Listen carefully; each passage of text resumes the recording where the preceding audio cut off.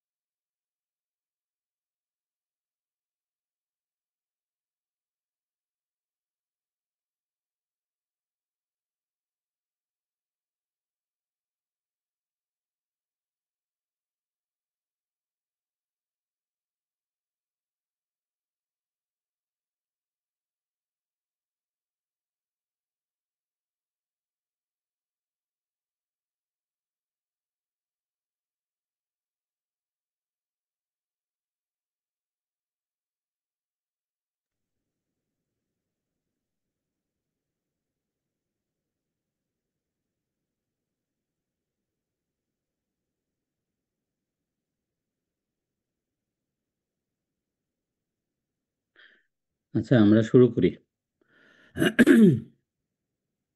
শুনতে পাচ্ছেন?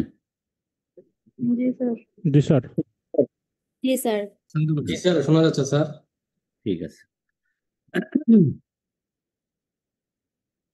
তো আজকে আমাদের ট্যাক্সের প্রথম ক্লাস সম্ভবত, তাই না? জি স্যার। হুম। স্যার ট্যাক্সে প্রথম আর স্যার মিল্টন স্যার নিচে একটা ক্লাস। ও মিল্টন তো ভ্যাট নিচ্ছে, তাই না? জি স্যার, ভ্যাট নিচে। ঠিক আছে।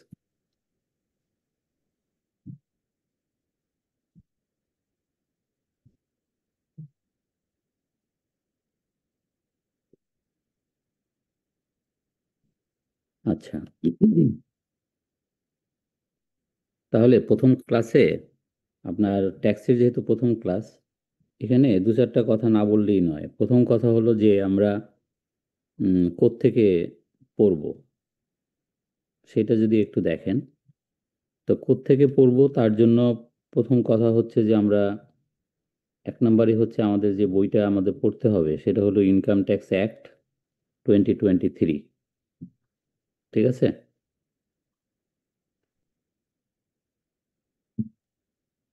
স্যার আচ্ছা, তো এক নম্বর যেটা বই আমাদের যেটা ফলো করতে হবে সেটা হলো বাংলায় ইনকাম ট্যাক্স অ্যাক্ট। এটার ইংলিশ ভার্সন এখনো হয়নি। তো ইনকাম ট্যাক্স অ্যাক্ট 2023। আচ্ছা, এটা কি স্যার বাইরে থেকে কালেক্ট করে নেব? এটা তো আইনের বই, এটা আপনি যে কোনো জায়গায় পাবেন, ওকে বুঝছেন? স্যার। এটা আপনি এনবিআর এর ফুটপাতে পাবেন, তারপরে সেগুনবাগিচা পাবেন, নিউ মার্কেটে পাবেন। এই বই পাওয়া কোনো বিষয় না। আর বড় কথা, ওয়েবসাইট থেকে ডাউনলোড করে নিলেও আপনি পাবেন। এটা ওকে এনবিআর স্যার। ওয়েবসাইটেও আছে, এটা কোনো বিষয় না। এই এইটার আপডেটেড ভার্সনটা লাগবে।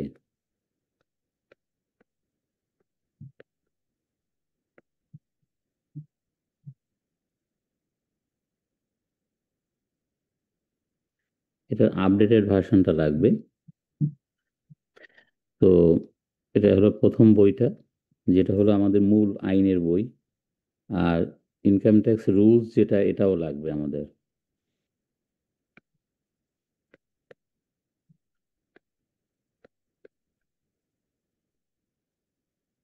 ইনকাম ট্যাক্স রুলস 2023, এটাও আপডেটেডটা লাগবে। স্যার আপডেটটা কিভাবে বুঝবো স্যার? আপডেটটাই আমরা পড়াবো, এবং আপডেটটা আপনি পাবেন হচ্ছে ইসে পাবেন, ওই যে আমাদের স্টাডি ম্যানুয়ালে পাবেন।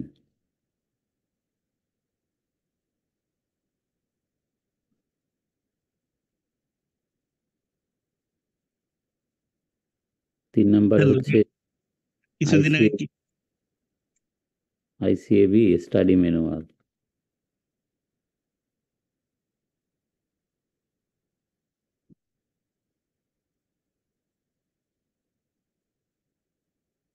আপডেটটা পাবেন আপনি এইবারের যে ফাইন্যান্স অর্ডিন্যান্স,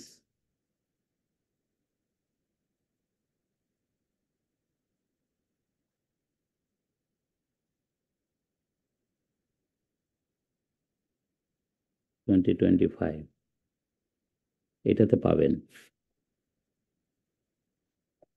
তারপরে ক্লাস হ্যান্ডআউট পাবেন আপনি।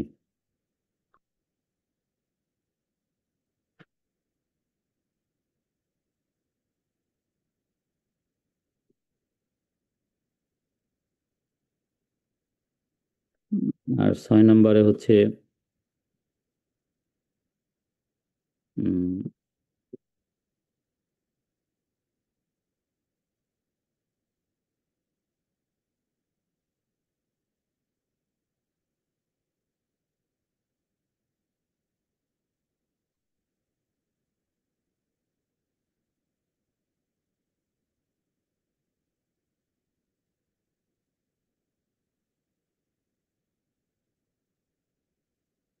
এগুলো মোটামুটি আপনাদের জন্য সবচেয়ে, যদি মনে করেন যে যেখানে 6টা লেখা হয়েছে সবচেয়ে ইম্পর্টেন্ট কোনটা, 1 নম্বর ইম্পর্টেন্ট হচ্ছে ইনকাম ট্যাক্স অ্যাক্ট 2023।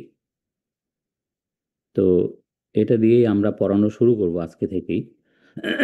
তো শুধু প্রথমে বলে নিই যে আসলে আমরা কোত্থেকে পড়বো, আমাদের কোন বই ফলো করতে হবে, কিভাবে আমরা পাশ করব। তো ইনকাম ট্যাক্স সাবজেক্টটা একটু জটিল, তো এটা একটু মন দিয়ে পড়তে হবে, এবং ক্লাস যারা ফলো করে তারা ইউজুয়ালি পাশ করে। এটা মানে আগের যেটা অতীত রেকর্ড, যেটা সেটা বললাম আপনাকে। 2 নম্বর বইটা হচ্ছে আইসিবির স্টাডি ম্যানুয়ালটা, এটাও আপডেটেড থাকে। তো প্রতি বছর এটা একটা বের হয়, মানে ম্যানুয়ালটা বের হয়।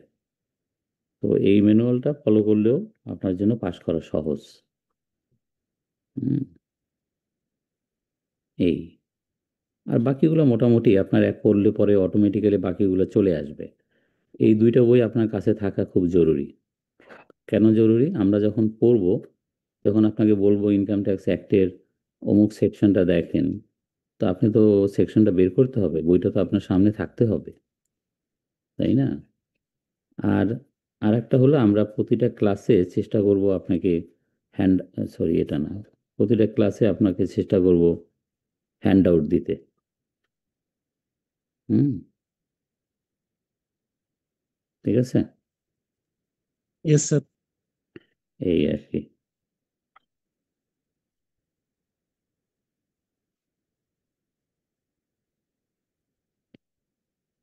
এই মোটামুটি আর কি,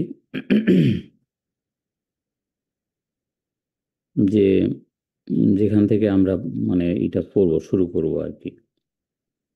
এখন আপনাদের পরীক্ষা কি মাসে? স্যার আমাদের পরীক্ষা সেপ্টেম্বরে। সেপ্টেম্বরের 7 তারিখ। সেপ্টেম্বরের পরীক্ষা স্যার। হুম, সেপ্টেম্বরে। সেপ্টেম্বরের 7 তারিখ থেকে শুরু। হ্যাঁ, বুঝছি। হুম, তো সেপ্টেম্বরের 7 তারিখ মানে তো অনেক দেরি। এখন তো জুন মাস, জুন জুলাই আগস্ট, মানে এখনো আপনি 2.5 মাস পাস পাচ্ছেন।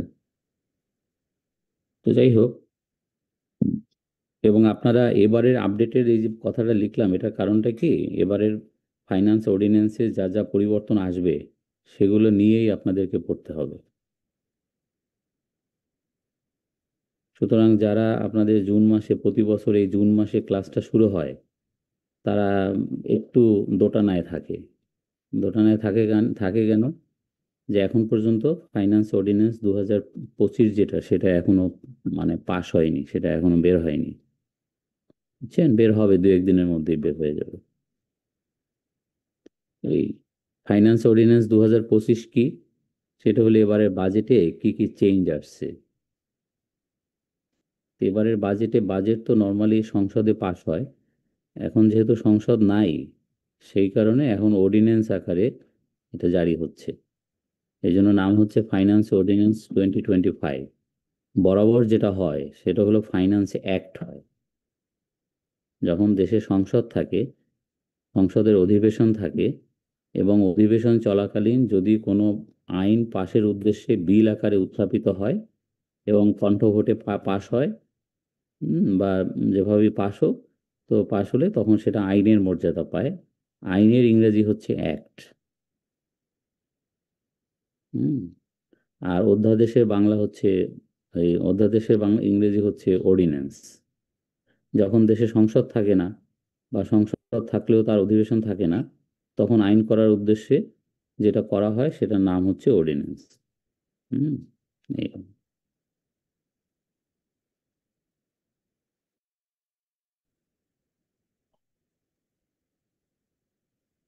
হুম জি স্যার। জি স্যার।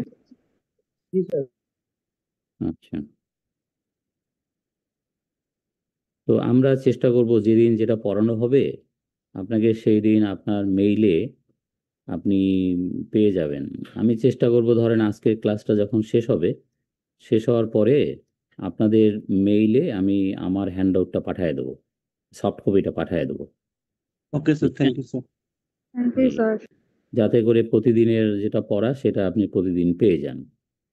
আর আমরা আরও একটা জিনিস চেষ্টা করব, যেহেতু আপনাদের এমসিকিউ, মূলত এমসিকিউ, আর সাথে 1-2টা অঙ্ক থাকে পরীক্ষায়, তো প্রতিটা যখন পড়ানো হবে সেখান থেকে আপনার কি ধরনের এমসিকিউ হতে পারে, মানে সেগুলো আপনাকে আইডিয়া দেওয়া হবে, যাতে আপনি একটু ধারণা পান যে স্যার যে পড়াচ্ছে এখান থেকে আমার কি কি কোশ্চেন হতে পারে। ঠিক আছে? জি স্যার। Thank you sir. তো শুরুতে কারোর কোনো কোশ্চেন? স্যার আমার একটা কোশ্চেন ছিল স্যার, একটু কোশ্চেন পেপারটা নিয়ে একটু আলোচনা করলে ভালো হতো। নাম্বার সিস্টেমটা নিয়ে কিভাবে নাম্বার ম্যানুয়ালটা স্যার, মার্চের যেটা ছিল স্যার, সেটা কি কোনো পরিবর্তন হয়েছে স্যার? মানে আইসিবি যে স্টাডি ম্যানুয়ালটা, এটা ম্যানুয়ালটা তো গতবারের, বুঝছেন? এটা 2024 সালের, 25 সালেরটা এখনো বের হয় নাই। বের হবে কেমনে? এখন পর্যন্ত তো এই যে 4 নম্বরে যেটা ফাইন্যান্স অর্ডিন্যান্স, ওইটাই হয়নি। স্যার তাহলে কি স্যার আমরা পরীক্ষার আগে ম্যানুয়াল আবার চেঞ্জ করব? পরীক্ষার আগে আপনি ম্যানুয়াল পেয়ে যাবেন হাতে। এখন যেটা ম্যানুয়াল আছে সেটা পুরনো আর কি। স্যার একটু মার্ক ডিস্ট্রিবিউশন নিয়ে একটু কথা বলবেন, আমরা এটা বুঝি না। মার্ক ডিস্ট্রিবিউশন নিয়ে মানে আপনার শোনেন, সিলেবাস অনুযায়ী পড়ানোটা হচ্ছে আমাদের কাজ। আপনার মার্ক ডিস্ট্রিবিউশনটা এটা কোশ্চেনের প্যাটার্নে এক এক সময় এক এক রকম ডিপেন্ড করে। তবে আমি যতখানি জানি যে আপনার আম, হয়তো এই এমসিকিউটাই বেশি থাকে। 1-2টা অঙ্ক হয়তো, ধরেন 100 মার্কের পরীক্ষা হলে তার ভিতরে 80% ওয়েটেজ থাকে হলো, 75-80% ওয়েটেজ থাকে আপনার এমসিকিউ। আর বুঝতেই পারেন, যেহেতু আপনার এমসিকিউ, এই জন্য হয়তো আপনি পাস্ট কোশ্চেনটা পাচ্ছেন না। আমি এখানে 6 নম্বর লিখছি, 7 নম্বরে লিখতাম যে পাস্ট কোশ্চেন সলিউশন, যে পিছনের যে কোশ্চেনগুলো এ পর্যন্ত পরীক্ষা হয়েছে সেগুলোর সলিউশন যদি আমরা করতে পারি, তাহলে আমরা আরো ভালোভাবে মানে বুঝতে পারি, যে ধারণা পেতে পারি। তবে আপনাদের একটা কথা বলি, সেটা হলো যখন আমাদের এই ক্লাস শেষ হয়ে যাবে, শেষ হওয়ার আগে আপনাদেরকে সেরকম একটা মক টেস্টের মতো নেওয়া হবে, যে পরীক্ষায় কি ধরনের কোশ্চেন হতে পারে, এমসিকিউ টাইপের কোশ্চেন, তারপরে ট্রু ফলস স্টেটমেন্ট, এগুলো, বা ছোটখাটো 2-1টা অঙ্কও থাকবে, আমরা অঙ্কও করাবো। বুঝতে পারছেন? আপনাকে স্যার 2টা অঙ্ক তাহলে কি এখন বলেন। স্যার এখন কি তাহলে আমাদের আপনি যে ক্লাসে করাবেন এবং যে হ্যান্ড নোট দিবেন সেটার উপরে আমাদের এখন চলতে হবে যত পর্যন্ত না ফাইন্যান্স অর্ডিন্যান্স 2025 না বের হয়? হ্যাঁ, এটাই হয় কি, যাদের এই জুন মাসে ক্লাস শুরু হয় প্রতি বছর দেখি তারা খুব একটা মানে ঝামেলার মধ্যে থাকে, মানে একটা হসপস অবস্থা, যে স্যার পড়াচ্ছে এক জিনিস, বইয়ে পাচ্ছি না সেই জিনিস। তো এইরকম জুন মাসটা গেলে আপনার জুলাই মাসের 1 তারিখ থেকে আপনি ঠিক হয়ে যাবেন। বুঝতে পারছেন? আর অর্ডিন্যান্স পাস নতুন করা সিলেবাসে আমাদের এক্সাম হবে? হ্যাঁ, নতুন সিলেবাস মানে কি? সিলেবাস মানে তো আছেই। আর স্যার সিলেবাস স্যার এই সিলেবাস যে না, নতুন যে আপনার অর্ডিন্যান্স আসছে বা নতুন যে ইয়ে আসবে এইটাতেই আমাদের এক্সাম হবে? অবশ্যই। জি ইনকাম ট্যাক্স তো প্রতি বছর চেঞ্জ হয়। তো ব্যাপারটা বুঝছেন তো, স্বাভাবিকভাবেই 1 বছর আগে যারা ক্লাস করছে আর এখন যারা আপনারা ক্লাস করতেছেন সেটা তো এক হবে না। হুম। তাহলে স্যার ওই রিলেটেড যেগুলো স্যার আমাদের পড়া থাকবে সেগুলো পাস হওয়ার পরে পড়াবেন স্যার। হুম। স্যার না, পাস হওয়ার পরে কি, এখন তো অলরেডি প্রপোজড বাজেটে আপনার কি কি চেঞ্জ আসছে সেগুলো তো অলরেডি প্রপোজড এবং এগুলো আমরা জানি যে এগুলোই পাস হবে। তো সেইভাবেই আমরা পড়বো, অসুবিধা নেই। যদি 2 দিন বাদে দেখি যে কিছু চেঞ্জ আসছে তো সেইভাবে আমরা চেঞ্জ করবো। আমাদের ক্লাস তো চলবে, জি আমাদের স্যার। ক্লাস তো আপনার আগস্ট পর্যন্ত চলবে। তো জি সুতরাং আপনার, সেপ্টেম্বরে চলবে হয়তো স্যার, সেপ্টেম্বরের 17 তারিখ পরীক্ষা। হ্যাঁ, সেপ্টেম্বরের 17 তারিখ পরীক্ষা, তো বহু দেরি আছে। জি স্যার। স্যার হ্যাঁ, বলেন। আহ, মানে কত মার্কসের লোকে সিকিউর মানে পাস পাস হবে? সাধারণত কত মার্কসে 100-র মধ্যে কত পাইলে মানে পাস হয় এটা এই কোর্সে? এটা কেউ জানে না, এটা কেউ বলতে পারে না। স্যার মানে ইয়ে হুম। গেস করা যায় না যে কত দিবে কত না দিবে? না, এটা আপনি সিএ পাশ করলেও আপনি জানতে পারবেন না, জীবনে কোনোদিন জানতে পারবেন না। স্যার এর আগের ক্লাসে বললো যে 50 থেকে 60-এর মধ্যে হলো গিয়ে সিকিউর। সবই ঠিক আছে, তো বিষয়টা কি, আপনার পাস মার্ক ম্যাক্সিমাম আর মিনিমাম কত মার্কস? শোনেন, এগুলো এক্সাম কমিটি থাকে, আপনি তো কেবল সিএ পড়া শুরু করছেন, বুঝছেন? আপনাকে বহু দূর যেতে হবে এবং এখানে অনেক কিছু কনফিডেন্সিয়াল বিষয় আছে। বুঝতে পারছেন তো, ওইগুলা নিয়ে আপনি তাড়না করেন না। আজকে প্রথম ক্লাস, আপনার কাজ হলো পড়া, জানা, পরীক্ষায় পাশ করা। কততে পাশ হবে এটা দিয়ে আপনার দরকার কি? আপনার পাশ করতে পারলেই তো হলো। আপনি চার্টার্ড অ্যাকাউন্টেন্ট হবেন কিন্তু জানতে পারবেন না যে কোন পরীক্ষায় আপনি কত নাম্বার পাইছিলেন বা কত নাম্বারে পাস। তো এইটা সম্পূর্ণ এক্সাম কমিটির একটা বিষয়, এটা মানে হাইলি কনফিডেন্সিয়াল। হুম। এই আর জি কি। স্যার, আপনি এখন তাহলে স্যার পড়া শুরু করে দেন। হ্যাঁ, তাহলে ওগুলোতে আমরা নাই যাই আগে, মানে ক্লাস শুরুর আগেই কততে পাস হবে কি হবে ওগুলো দরকার কি আপনার? সেটাই তাই না? স্যার। দরকার নেই। এই যেটা দরকার সেটা হলো ক্লাসটা ফলো করা। ক্লাস ফলো করলে আপনার যেটা হবে, প্রতিদিনের ক্লাসটা এটা আপনার কাছে থাকবে এবং যখন পরীক্ষা হবে আপনার তখন এগুলো, এবং শেষের দিকে তো আমরা করবই, আপনার একটু রিক্যাপিচুলেট করব যে কি কি পড়ানো হলো এবং সেখান থেকে কি ধরনের কোশ্চেন আসতে পারে ইত্যাদি আর কি। ঠিক আছে? আচ্ছা।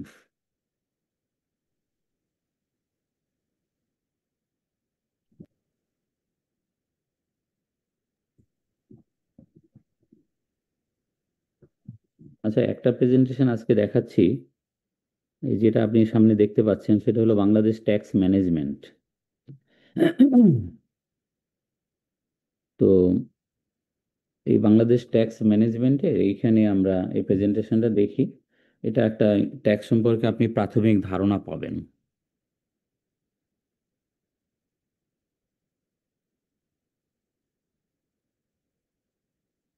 আচ্ছা, যে প্রেজেন্টেশনটা দিচ্ছি এর ভিতরে মোটামুটি আমরা কিন্তু এই জাতীয় জিনিসগুলো পাবো।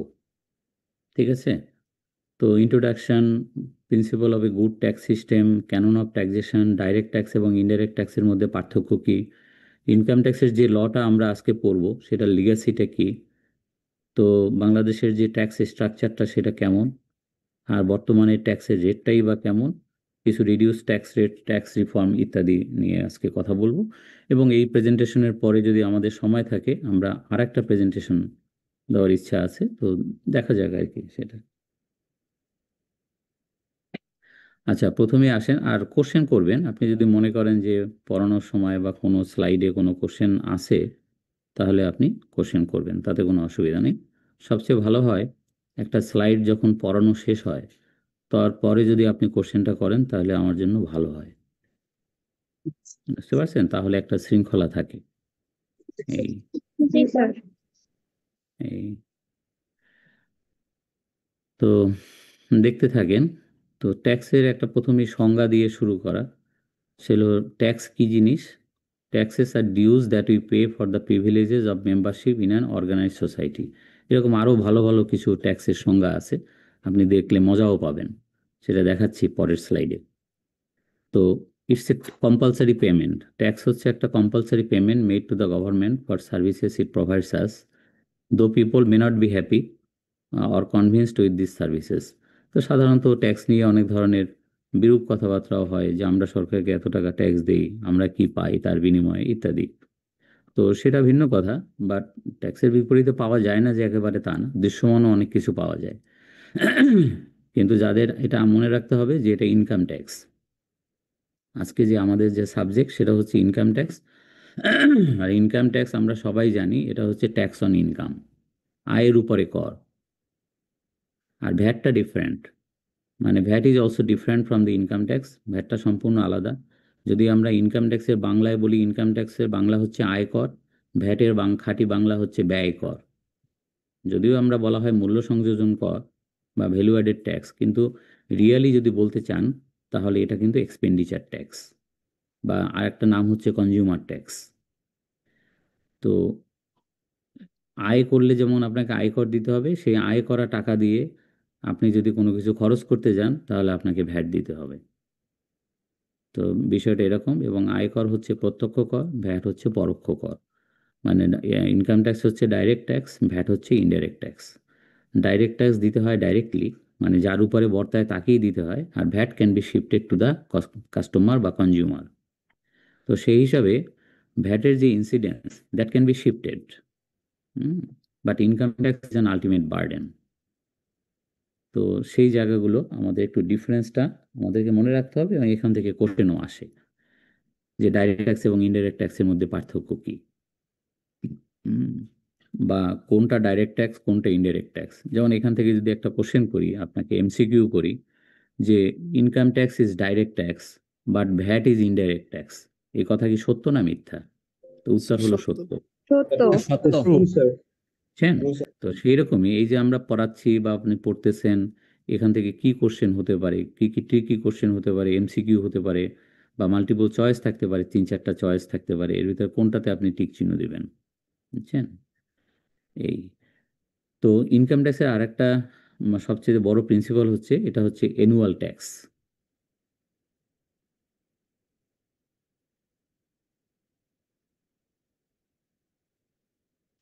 বড় হয়ে গেল কেন?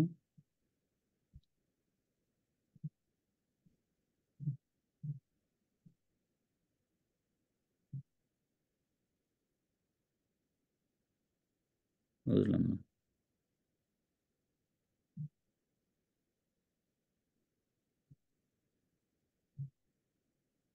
দেখতে পাচ্ছেন? দেখতে পাচ্ছি কিন্তু স্যার জুম বড় হয়ে হ্যাঁ, বড় হয়ে গেল, হঠাৎ করে বড় হয়ে গেল কেন, এটা তো বুঝলাম না। কিন্তু এটা বন্ধ করে আবার খুলি না হয়।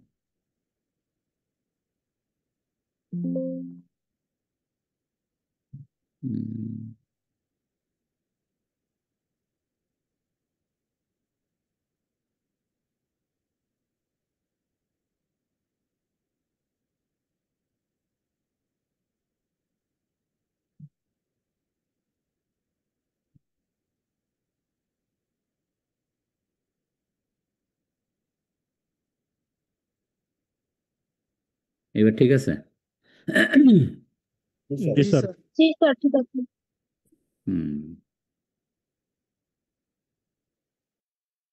আচ্ছা, এখানে আরেকটা স্টেটমেন্ট আছে, সেটা হলো income tax is one stage tax and income once tax never taxed again. মানে এক আয়ের উপরে দ্বিতীয়বার আয়কর দিতে হয় না। And income tax is equitable and progressive its moral, ethical and legal basis is stronger than those of indirect tax. আমরা পরবর্তী স্লাইডগুলোতে দেখব যে ইনকাম ট্যাক্সটা বেশি ভালো, ভ্যাট ভালো না। মানে কেন ভালো? ইনকাম ট্যাক্সটা হচ্ছে প্রোগ্রেসিভ। প্রোগ্রেসিভ কি? প্রোগ্রেসিভ মানে হচ্ছে যার যত আয় বেশি সে তত বেশি রেটে ট্যাক্স দিতে হয়, একই রেটে নয়। কিন্তু ভ্যাট হচ্ছে একই রেটে দিতে হয়, এবং ভ্যাট কিন্তু কনজিউমার চেনে, ধনী গরিব চেনে না।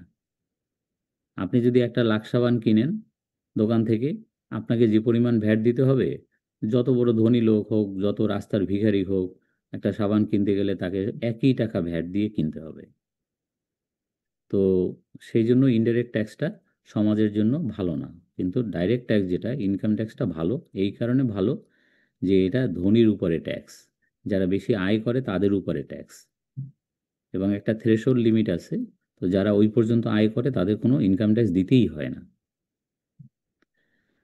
তো সমাজে এই ইকুইটি বজায় রাখাটা, এটা ইনকাম ট্যাক্সের একটা বড় ধর্ম, বা ডাইরেক্ট ট্যাক্সের একটা বড় বড় ধর্ম, যেটা ইনডাইরেক্ট ট্যাক্সের নাই। ইনডাইরেক্ট ট্যাক্সটা হলো আদায় করা সোজা, কিন্তু ডাইরেক্ট ট্যাক্স যেটা, ইনকাম ট্যাক্সটা আদায় করা কঠিন, কিন্তু এটা আপনার ইকুইটেবল এবং প্রোগ্রেসিভ ওই সেন্সে আর কি। ক্লিয়ার? তো এই স্লাইডে কোনো কোশ্চেন? কোনো question? No sir. Sir one stage ট্যাক্সটা কি? ওই তো, এটা হলো আপনার একবারই দিতে হয় ইনকাম ট্যাক্স সারা বছরে।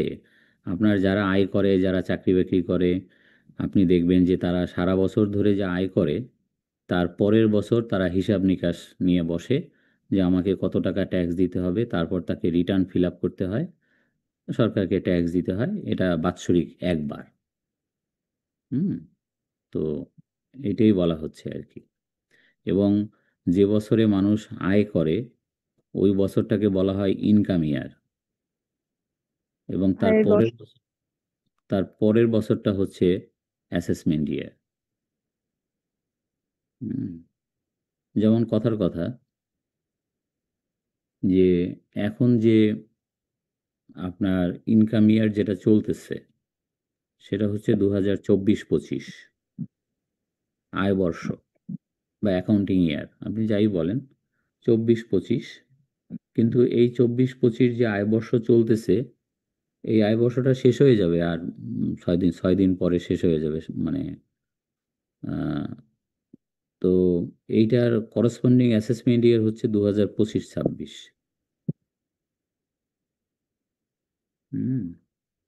তো আমাদের প্রতিটা বর্ষ শেষ হয় 30শে জুন। ইনকাম ট্যাক্সের ক্যালেন্ডার কিন্তু July two June, mind it. তো আপনার যে আমাদের যে এমনি ক্যালেন্ডার, জানুয়ারি টু ডিসেম্বর যে ক্যালেন্ডার, সেটা কিন্তু ইনকাম ট্যাক্স ফলো করে না। ইনকাম ট্যাক্স ফলো করে ফিসক্যাল ইয়ার। ফিসক্যাল ইয়ার মানে হচ্ছে ফিনান্সিয়াল ইয়ার। ফিনান্সিয়াল ইয়ার মানে হচ্ছে জুলাই টু জুন। বুঝছেন আমার কথা?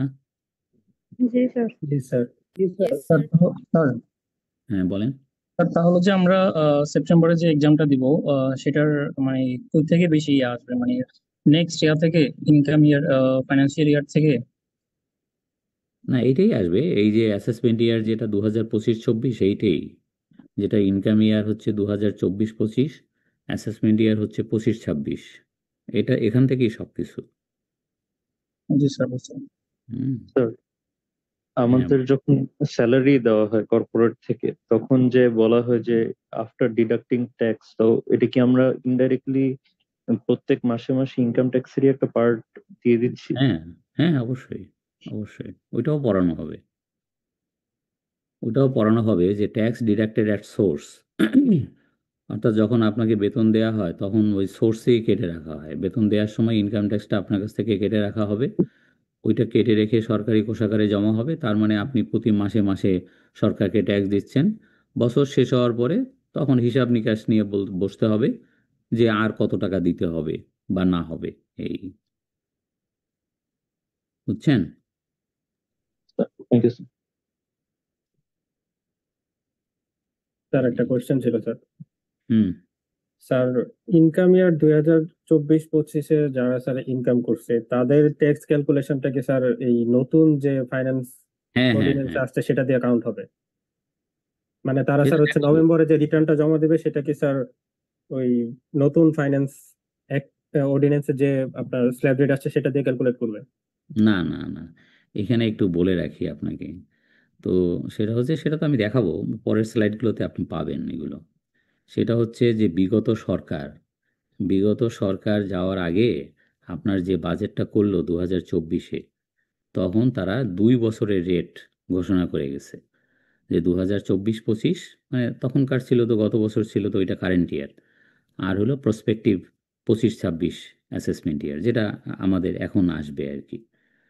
তো সরকার 2 বছরের ট্যাক্স রেট ঘোষণা করে গেছে, কারেন্ট ইয়ার এবং নেক্সট ইয়ার। নেক্সট ইয়ার মানে এখন এখন আমাদের কারেন্ট ইয়ার, এটা 25-26। আমি বুঝছেন আপনার আমার কথা? জি স্যার। এই সরকার, এই তত্ত্বাবধায়ক সরকার, মানে নতুন করে ওই, মানে পুরাতন সরকারের সেই রেট যেটা ঘোষণা করছে ওখানে হাত দেয় নাই। হাত না দিয়ে ফাইন্যান্স অর্ডিন্যান্সে এখন যেটা করতেছে সেটা হলো পরের 2 বছরের ট্যাক্স রেট সরকার এখানে ঘোষণা করতেছে। সেটা কি? 26-27, 27-28। তো স্যার আপনি, হ্যাঁ, স্যার আমার এখানে একটা কোশ্চেন আছে স্যার। না, ওনারে শেষ করে নিই, জি ওনাকে স্যার। ওনাকে আগে ঠান্ডা করে নিই, ওকে দাঁড়ান স্যার। আপনি। সেটা হচ্ছে, তার মানে আপনি আমাকে কোশ্চেন করছেন কি, আর সেটার উত্তর কি? আমি বলি, আপনি আমাকে কোশ্চেন করছেন, স্যার এই বছরে এই কেয়ারটেকার গভর্নমেন্ট এই যে ফাইন্যান্স অর্ডিন্যান্সের মাধ্যমে যে রেট ঘোষণা করবে এইটা আমাদেরকে ফলো করতে হবে? উত্তর হচ্ছে না। কেন না? প্রতি বছর তো আমরা তাই করি। না, এই কারণে যে সরকার, বিগত সরকারের যে 25-26 অ্যাসেসমেন্ট ইয়ারের যে ট্যাক্স রেট ঘোষণা করে গেছে সেখানে হাত দেয় নাই, সেটার চেঞ্জ করে নাই। চেঞ্জ না করে যেটা করছে সেটা বলে গেছে যে আমরা পরবর্তী 2 বছরের ট্যাক্স রেট ঘোষণা করে গেলাম, 26-27, 27-28। তবে পরে যারা ইলেকশনে জিতবে, ইলেকশনে যে সরকার গঠিত হবে আগামীতে, তারা চাইলে আমাদের এই রেট রাখতেও পারে, রাখলে চেঞ্জও করতে পারে। বাট আমরা বিগত সরকারের ওই রেটটা চেঞ্জ করলাম না। আপনি কথা বুঝতে পারছেন? সুতরাং আমরা যে 25-26-এর রেট আপনাকে একটু পরে, পরের স্লাইডেই আপনি পাচ্ছেন, আজকেই পাবেন, যে তাইলে আমরা কোন রেট ফলো করব।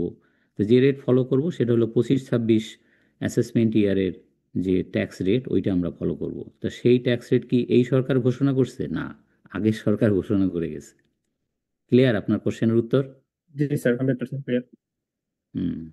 তা বলেন, এখন ফাঁকে জানি কে কিছু বলতে চাইছিল,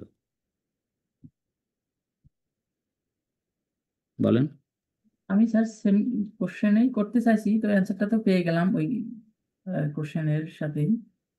তো তাহলে আমাদের আপনি যেমন মাঝখানে ম্যানুয়ালটাতে, আবার, হ্যাঁ যেমন হুম, স্যার আমাদের ম্যানুয়ালটাতে প্রিভিয়াস রেটটা দেওয়া আছে আর কি, হুম, ওই জন্য আর বলছি। আর আমার এই এই হ্যান্ডআউটে আপনি আজকে এখনকার রেটটা পাবেন। ওকে স্যার, ঠিক আপনি আছে। সবই পাবেন, আপনার চিন্তার কোনো কারণ নেই, এত উতলা হওয়ার কিছু নাই, আপনি সব পাবেন। ঠিক আছে, ধন্যবাদ। বুঝছেন? এই, ঠিক আছে। তার যদি কোনো কোশ্চেন না থাকে তাহলে আমরা আগাই নাকি? জি জি স্যার। স্যার। আচ্ছা, দেখেন, এনবিআর হচ্ছে সুপ্রিম অথরিটি। এটা নিয়েও অনেক তুলকালাম হচ্ছে, আপনি পত্রপত্রিকায় দেখতেছেন যে এনবিআর আদৌ থাকবে কিনা। তো জি এটা নিয়ে অনেক কিছু হচ্ছে। তো পরবর্তীতে সরকার আশ্বস্ত করছে যে না, এনবিআর থাকবে। তো আমরা দেখি যে আসলে এখন পর্যন্ত তো একটা অধ্যাদেশ হয়েছে, সেখানে বলছে যে এনবিআর এর অস্তিত্ব নাই। তো এটাকে ডিভিশন করা হবে, মিনিস্ট্রি হবে, ইত্যাদি ইত্যাদি। এটা নিয়ে আন্দোলন একেবারে তুঙ্গে। তো এখন সেটা নিয়ে সরকার আবার প্রেস নোট দিছে, যে বলছে যে না, তো এনবিআর থাকবে। তো দেখা যাক আর কি কি হয় না হয়। এখন পর্যন্ত আইনে যা আছে সেটা আমরা পড়ি, তারপরেরটা পরে দেখা যাবে, এই আর কি। তো সেটা হচ্ছে, এনবিআর হচ্ছে সুপ্রিম অথরিটি। ইনকাম ট্যাক্সের যদি অথরিটির কথা বলি, তা হাইয়েস্ট বডি হচ্ছে, হাইয়েস্ট অথরিটি হচ্ছে NBR, National Board of revenue. তো আর লোয়েস্ট অথরিটি হচ্ছে ইনকাম ট্যাক্সের ইন্সপেক্টর। তো আমরা যদি বলতে পারেন যে, এবং এই আইআরডি না, সরি, এই এনবিআরটা হচ্ছে আম, মানে এটাও একটা আইআরডির একটা অংশ। তো মিনিস্ট্রি অফ ফাইন্যান্স যেটা, সেটার 4টা ডিভিশন। মিনিস্ট্রি অফ ফাইন্যান্সে 4টা ডিভিশন, 4টা ডিভিশনের 4জন সচিব। তো 4টা ডিভিশন কি কি?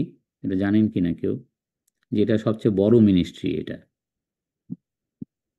কারণ একটা মিনিস্ট্রিতে একটাই থাকে, কিন্তু এই মিনিস্ট্রিতে চারটা। চারটা কি কি? ফিনান্স ডিভিশন, আইআরডি, ইআরডি, আর একটা হচ্ছে সম্ভবত ব্যাংকিং অ্যান্ড ফাইন্যান্স। এই তো এরকম যে আইআরডির যিনি সচিব তিনি পদাধিকার বলে এনবিআর এর চেয়ারম্যান। তো এই যদি আমরা এটা দেখি, আমরা যদি একটু এটা দেখে আসি,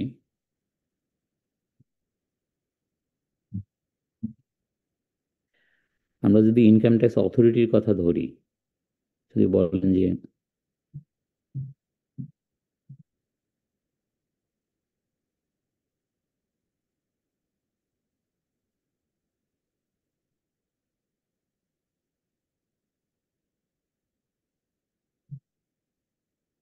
যে আয়কর কর্তৃপক্ষ কারা, এক নম্বরই হচ্ছে এনবিআর।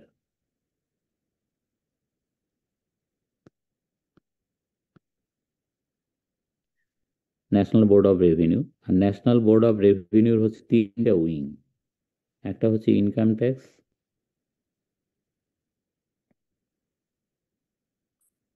আর একটা হচ্ছে ভিএটি, আর একটা হচ্ছে কাস্টমস অ্যান্ড এক্সাইজ।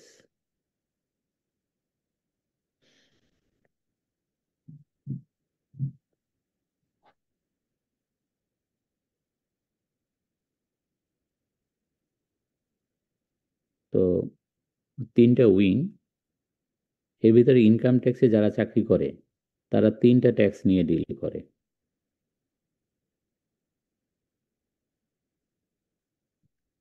এরপরেই আপনি পাবেন কমিশনার। আমি আপনাকে হায়ারার্কিটা দেখাচ্ছি।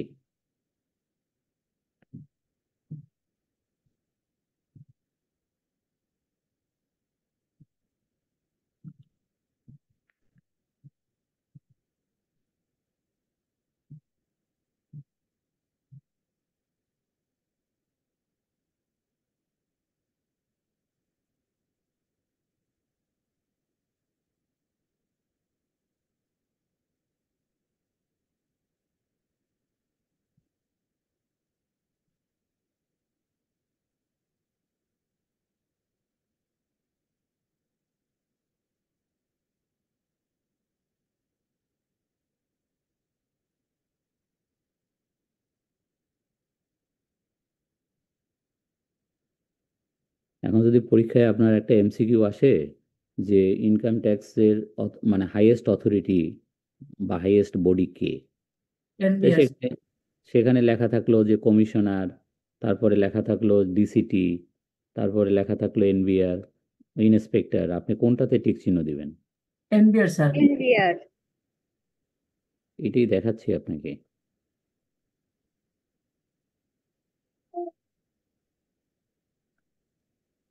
স্যার এটা এটা কি লিখছেন? কোনটা? এক্সাইজ? হুম। হ্যাঁ।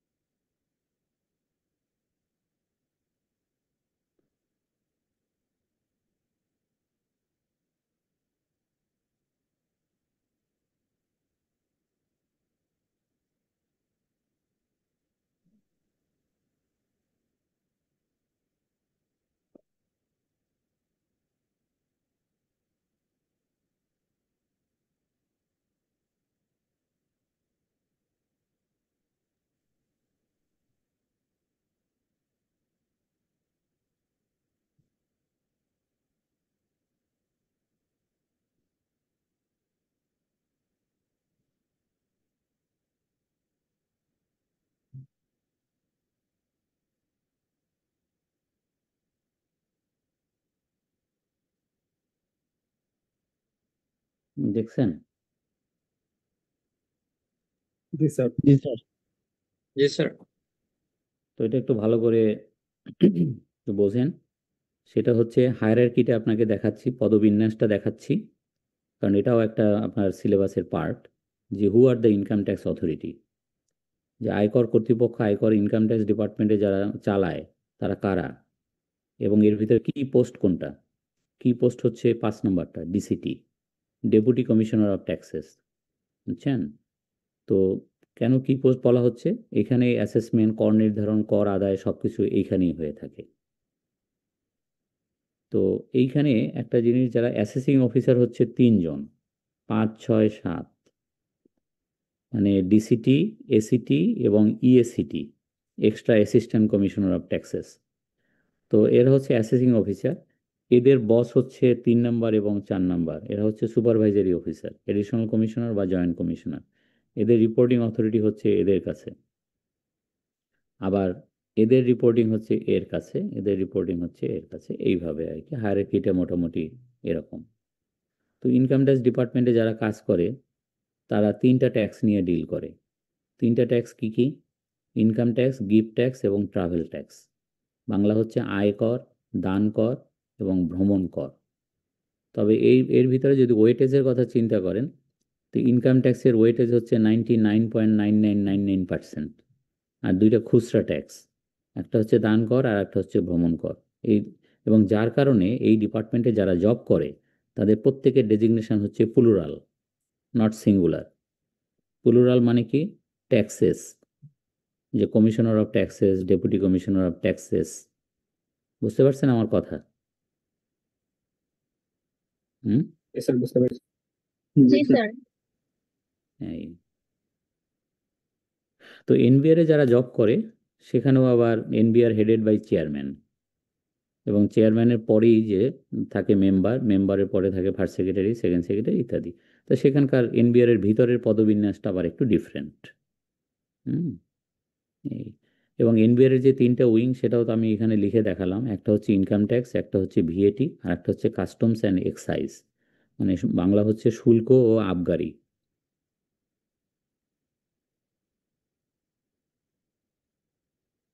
এবং যারা বিসিএস করে এই সার্ভিসে জয়েন করে তারা 6 নম্বরে জয়েন করে। 6 নম্বর হচ্ছে assistant commissioner of taxes, Bangla হচ্ছে সহকারী কর কমিশনার। ঠিক আছে, সব কিছু বলে ফেললাম কিন্তু। আরো কোনো কোশ্চেন? স্যার নন ক্যাডারটা কোথায় জয়েন করে? নন ক্যাডার ওই যে 7 নাম্বার, 8 নাম্বার, ক্লাস 2। আর ক্লাস 1 অফিসার হচ্ছে 6 থেকে অ্যাবভ। তবে যারা ক্লাস 2-তে জয়েন করে আপনার, তারাও পিএসসি কোয়ালিফাই করে আসে, পিএসসি থেকেই আসে, ওই 7-8-এ জয়েন করে, তারাও আবার ধীরে ধীরে উপরে ওঠে। সবাই প্রমোশন পায়, প্রমোশন পেয়ে উপরে ওঠে। তাহলে স্যার এখানে পেশাগত যে দক্ষতার একটা ব্যাপার আছে স্যার, ওটা তো থাকলো না। মানে থাকলো না মানে? মানে মানে স্যার বিসিএস তো আমরা জানি স্যার, এটা যে কোনো সাবজেক্ট থেকে ও আসলে মানে কোয়ালিফাই করে ফেলে মানে কিন্তু একটা পেশাগত একটা ইয়ে আছে না স্যার, এক্সপার্টিজের একটা বিষয় আছে না না? না, সেই এক্সপার্টিসটা তৈরি করা হয়, ওইটা নিয়ে সমস্যা হয় না, এ পর্যন্ত কোনো সমস্যা হয় নাই। সেটা হলো যারা বিসিএস কোয়ালিফাই করে আসে, সে ডাক্তার আসুক, ইঞ্জিনিয়ার আসুক, তাকে ইনকাম ট্যাক্সে তাকে 6 মাসের একটা রিগোরাস ট্রেনিং দিয়ে, 6 মাস আর 4 মাস, 10 মাসের ট্রেনিং দিয়ে তাকে তৈরি করা হয়। বুঝতে পারছেন? তো এই জি সার্ভিসের স্যার। উপযুক্ত করে তৈরি করা হয়। এই জি স্যার।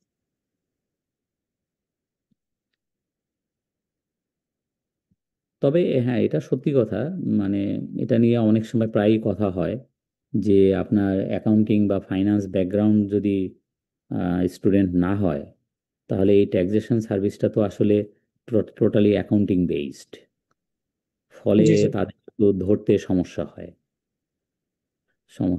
তবে বাস্তবে আমরা দেখি যে ইনকাম ট্যাক্সে আপনার যারা বিসিএস করে আসছে, অনেক আপনার বুয়েটের ইঞ্জিনিয়ার আছে, ঢাকা মেডিকেলের ডাক্তার আছে। তারা তাদের প্রিভিয়াস মানে তাদের একাডেমিক ওগুলো ভুলে গিয়ে এইখানে রপ্ত হয়ে গেছে। এখন হয় কি, ম্যাচিওরড ব্রেইন তো, এবং যারা বুয়েট থেকে পাশ করে আসে, ঢাকা মেডিকেল থেকে পাশ করে, প্রত্যেকে ব্রেইনি, অসম্ভব ব্রেইনি। তো যাদের ব্রেইন ভালো তাদের কোনো কিছু ধরতে সহসা, আর তো সবাই তো মেচিওর, তো ধরতে অসুবিধা হয় না আর কি। এইখানে তাদেরকে মোটামুটি একটা 10 মাসের ট্রেনিং দিলে তারা প্রত্যেকেই ফিট হয়ে যায়, ওই পুলিশের মতো আর কি, বুঝছেন? জি স্যার, বুঝতে পেরেছি।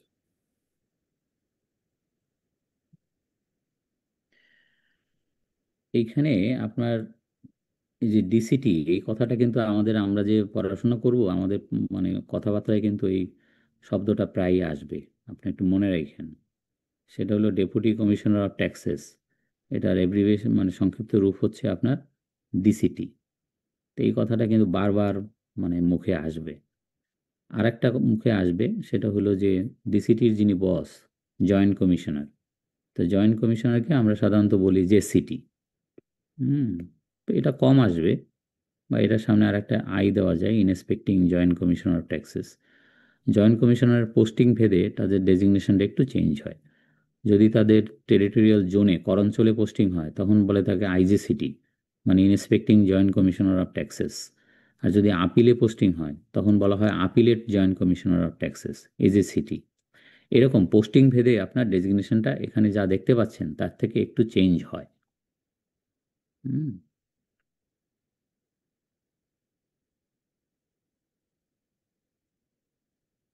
এখন যদি বলা হয় ইনকাম ট্যাক্সের লোয়েস্ট অথরিটি মানে কারা, এটার অ্যান্সার কি? Inspector of tax. হ্যাঁ, ইন্সপেক্টর। ইনকাম ট্যাক্সের লোয়েস্ট অথরিটি হচ্ছে ইন্সপেক্টর। এখন বলতে পারেন যে ইন্সপেক্টরের নিচে কি আর কেউ চাকরি করে না? আর যারা চাকরি করে তারা হচ্ছে ক্লারিক্যাল জব, তো তারা কোনো অথরিটির মধ্যে পড়ে না, বুঝতে পারছেন? Yes sir.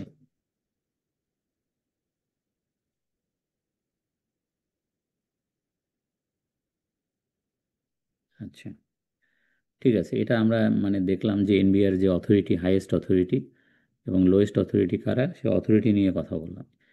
এখন আসেন যে ভালো ভালো কিছু কোটেশন, যে ট্যাক্স সম্পর্কে বা ইনকাম ট্যাক্স সম্পর্কে যে সংজ্ঞা, এক একজনের ধারণা এক এক রকম, আপনার দেখলে কিছু হাসিও পাবে, বুঝতে পারছেন? যাই হোক, এটা আমি পাঠিয়ে দেবো আপনাকে। তো আপনি সফট কপি পাঠিয়ে দিচ্ছি, আপনি তো ওইগুলো দেখতেই পারবেন। তা আইনস্টাইনের মতো মানুষ, মানে আলবার্ট আইনস্টাইন, সে বলছে the hardest thing to understand in this world is income tax. তাহলে বোঝেন অবস্থা, ঠিক আছে? আচ্ছা, এখন আসেন যে একটা ভালো ট্যাক্স সিস্টেমের কি কি বৈশিষ্ট্য থাকা উচিত। সেটা প্রথম কথা হচ্ছে ইকুইটি। ইকুইটি কি? Good tax system is based on the principles ability to pay. মানে ট্যাক্স সিস্টেমটা এমন হওয়া উচিত যেন মানুষ তার সামর্থ্য অনুযায়ী দিতে পারে, এবং ইনকাম ট্যাক্সটা বাংলাদেশে তাই। এখানে প্রথমে 3.5 লক্ষ টাকা পর্যন্ত যাদের আয় তাদেরকে ইনকাম ট্যাক্স দিতে হয় না, বা মহিলাদের 4 লক্ষ টাকা পর্যন্ত যদি তাদের ইনকাম হয় তারা ট্যাক্স নেটের বাইরে। তো এই জন্য দেখবেন যে রিক্সাওয়ালা থেকে শুরু করে ছোটোখাটো ব্যবসায়ী, তারা কিন্তু ইনকাম ট্যাক্সের নেটে নাই, তাদের এবিলিটিও নাই, ট্যাক্স দেওয়ার সামর্থ্যও নাই। তা ভালো ট্যাক্স সিস্টেমটা আসলে তাই হওয়া উচিত যে মানুষের সামর্থ্য থাকতে হবে। Number 1, simplicity. Taxpayer should able to understand the tax law বা ট্যাক্স সিস্টেম।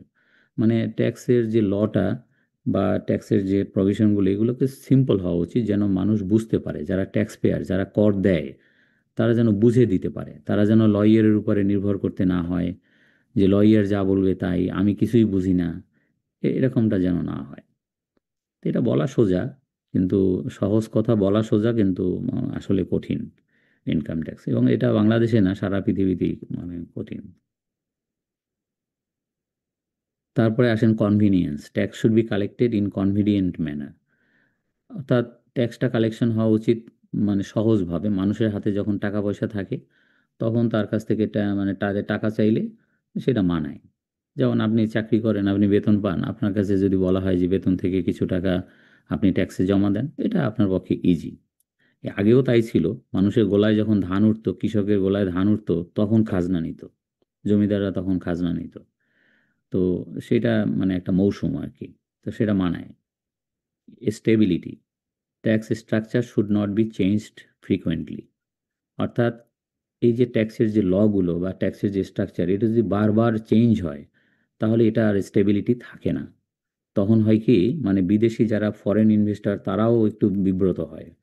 বিদেশে কিন্তু ট্যাক্স লটা আমাদের দেশের মতো এত ফ্রিকোয়েন্ট চেঞ্জ হয় না, যেটা আমরা লক্ষ্য করি যে আমাদের এখানে হয় এরকম। হুম।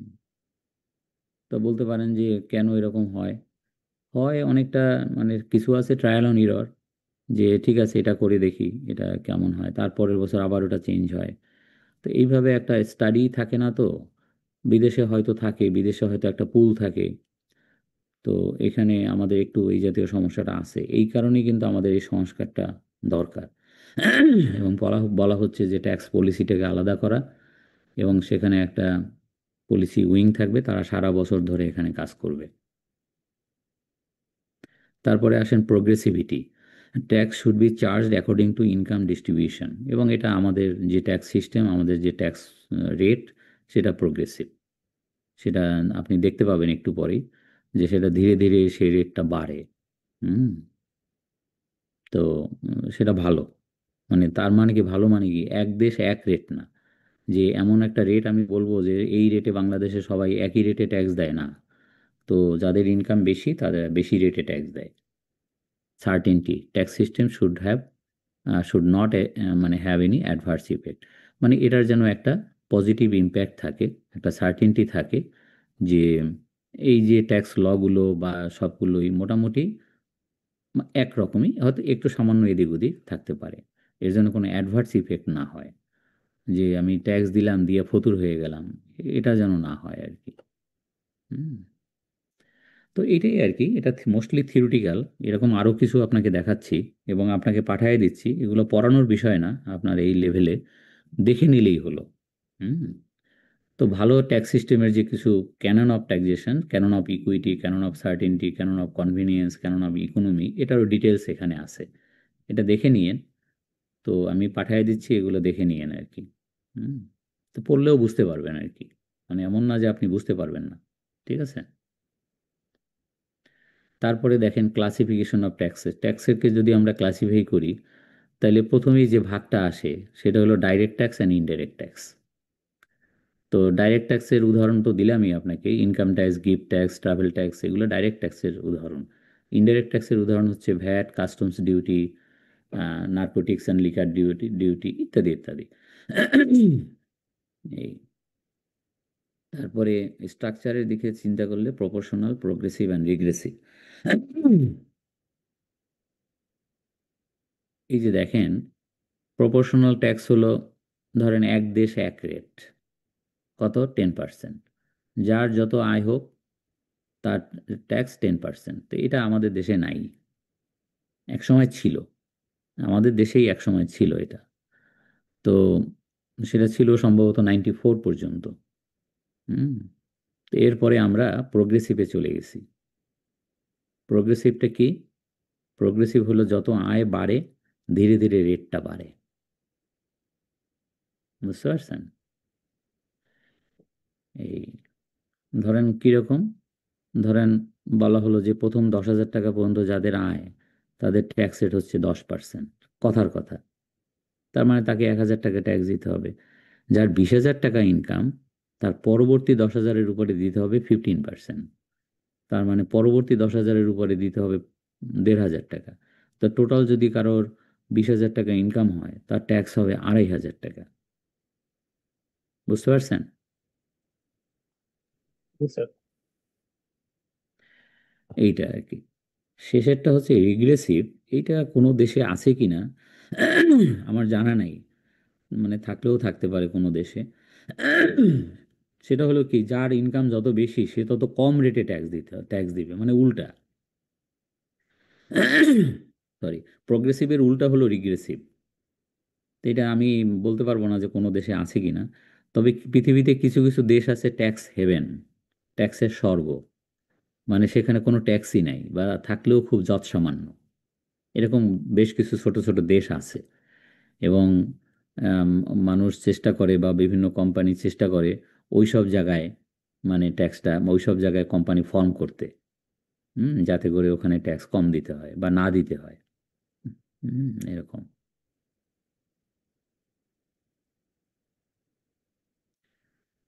আচ্ছা, দেখেন এটুকু বুঝছেন? এই স্লাইডে কোনো question? No, sir. No sir. Sir, restricted মানে কি স্যার, গভর্নমেন্টের পক্ষ থেকে কোনো অ্যানাউন্স দেওয়া ব্যবসায়ীদের বুঝি নাই কি? রিগ্রেসিভ ট্যাক্সটা যেখানে আছে বা যে পদ্ধতিটা, এটা না, কি সরকার এইটা এইটা কোনো হয় কি, রিগ্রেসিভ রিগ্রেসিভ ট্যাক্স কোন দেশে আছে আমি জানি না, সেটা তো প্রথমেই বললাম।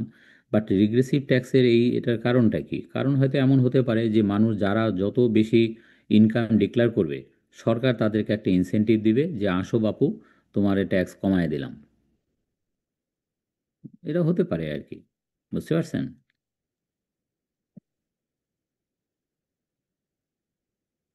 এই তো এরকম আর কি। আরও মানে পার্সোনাল ট্যাক্স, প্রপার্টি ট্যাক্স, এই যে ইনকাম ট্যাক্স মানে প্রপার্টি ট্যাক্স। তারপরে ক্লাসিফিকেশন অফ ট্যাক্স বেইজের দিক থেকে tax on income, tax on wealth, tax on transaction, tax on people, এরকমভাবে বিভিন্নভাবে ভাগ করা সম্ভব। যেমন আপনাকে বলি, ট্যাক্স অন ইনকাম তো আজকে পড়াচ্ছি আপনাকে, income tax. Tax on wealth কি? সম্পদ বেশি থাকার কারণে আপনাকে একটা ট্যাক্স দিতে হবে বা সারচার্জ দিতে হবে, এটাও আজকে পড়ানো হবে। হুম। তো সম্পদ থাকার কারণেও অনেক ট্যাক্স দিতে হতে পারে। ট্যাক্স অন ট্রানজেকশন, যেমন এই যে ভ্যাটের কথা যেটা বলা হচ্ছে, যে গুডস অ্যান্ড সার্ভিসের উপরে আমাকে যে ট্যাক্সটা দিতে হয়। তারপরে tax on people, per head tax হিসাবে বা পুল ট্যাক্স হিসাবেও বিদেশে হয়তো কিছু থাকতে পারে। তো থিওরিটিক্যাল পড়ানো হচ্ছে, তো সুতরাং এই ধরনের বিষয় আশয়গুলো থাকে। পজিটিভ ট্যাক্স, নেগেটিভ ট্যাক্স মানে increase or decrease in public revenue. যেমন ইনকাম ট্যাক্স, ভ্যাট, আমরা যাই বলি, কাস্টমস ডিউটি বলি, এগুলো পজিটিভ ট্যাক্স। পজিটিভ ট্যাক্স মানে এগুলোতে সরকারের কোষাগার ভরে যায়, সরকারের কোষাগারে এই টাকাগুলো যায়। আর নেগেটিভ ট্যাক্স কি? নেগেটিভ ট্যাক্স হচ্ছে সরকারি কোষাগার থেকে উল্টা মানুষকে ট্যাক্স দেওয়া হয়। আমরা কি পড়াচ্ছি? আমরা পড়তেছি যে মানুষ ট্যাক্স দিবে, ইনকামটা আয় করবে, আয়কর দিবে। নেগেটিভ ট্যাক্সটা কি? সরকার এই এই যে আয় করলো, এখান থেকে সরকার উল্টা আরও মানুষকে ট্যাক্স দিবে। সেটা কীরকম? যেমন আপনার বিধবা ভাতা, তারপরে মুক্তিযোদ্ধা ভাতা, দুস্থ ভাতা, এরকম কিন্তু সরকার উল্টা আরও মানুষকে সহায়তা করে। তো যারা ধনী তাদের কাছ থেকে সরকার ট্যাক্স নেয়, যারা গরিব, যারা দুস্থ, যারা বিধবা, মুক্তিযোদ্ধা ইত্যাদি, তাদেরকে উল্টা আরও সরকার মাসে মাসে ট্যাক্স দেয় বা ভাতা দেয়। বুঝতে পারছেন আমার কথা? জি sir. Sir, negative tax means incentives provide করে নাকি? হ্যাঁ হ্যাঁ, তাই তো। মানে নেগেটিভ বলা হচ্ছে এই কারণে যে সরকারি কোষাগার থেকে এই টাকাগুলো দেওয়া হয়। তো ট্যাক্সে যেরকম সরকারি কোষাগার ভরে যায়, আর নেগেটিভ ট্যাক্স মানে সরকারি কোষাগার এখান থেকে কিছুটা খালি হয় আর কি। বুঝছেন? স্যার, বুঝতে পারছি, ইন আউটের মতো মনে হয়। ইন আউটের মতো, হ্যাঁ। এই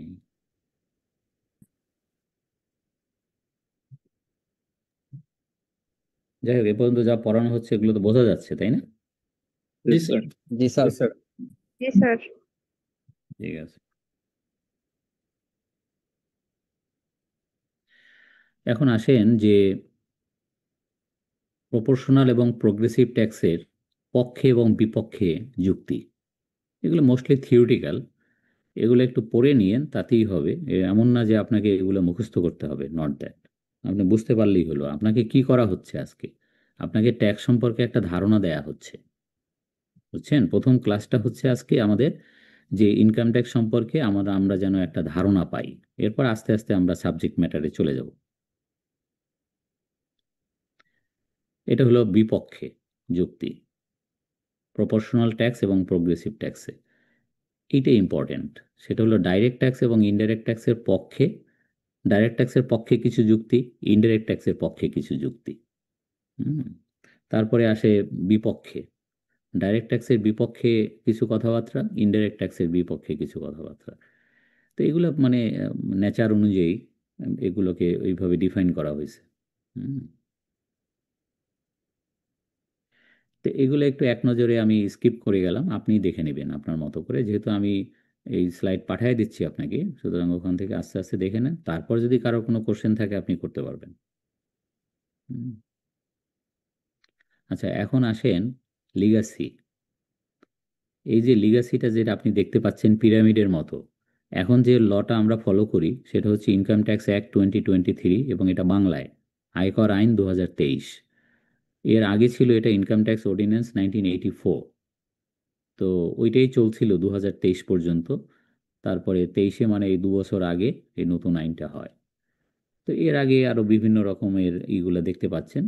মানে সর্বনিম্নে আপনি দেখতে পাচ্ছেন ইনকাম ট্যাক্স অ্যাক্ট 1860, 1860 সনে, দেন ব্রিটিশ ইন্ডিয়াতে তখন এই প্রথম ইনকাম ট্যাক্সের আইনটা আমাদের এই উপমহাদেশে প্রথম ইনকাম ট্যাক্সের লটা হয় 1860 সনে। এবং এটা হয় সম্ভবত সিপাহী বিপ্লবের পরে। সিপাহী বিপ্লব হয়, তো ইতিহাস ঘাটলে দেখবেন যে 1857 সনে। তা 1857 সনে সিপাহী বিপ্লবের পরে হয়তো আপনার ট্যাক্স এইভাবে আদায় করার মানে আইন হলো, বা এইভাবে। এর আগে কিভাবে চলতো অত বেশি ইতিহাস আমি জানি না, হয়তো জমিদারি প্রথা ছিল, সেইভাবে সরকারি কোষাগারে আসতো ইত্যাদি হতে পারে। বুঝতে পারছেন? Yes, sir. Yes, sir.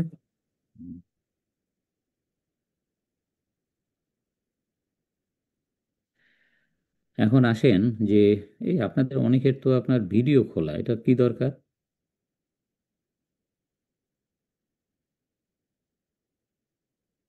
ভিডিওগুলো বন্ধ করেন।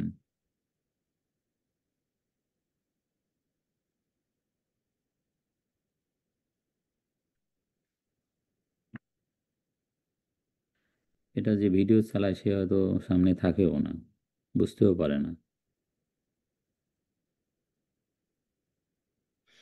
আচ্ছা